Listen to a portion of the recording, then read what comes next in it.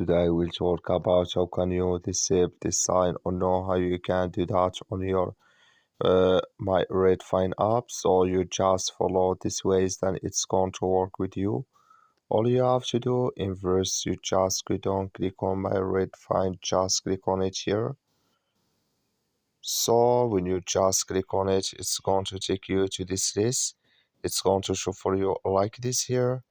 Then you click on settings here, just click on it. So then you come to next step here, it's going to show for you like this. Then you just click here on app notifications, click on it. So then you come to next step here, it's going to show for you like this here. So then you come here to homes for sale, click in this sign or this color.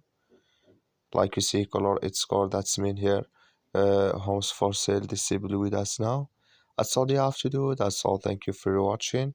Don't forget to support us by liking.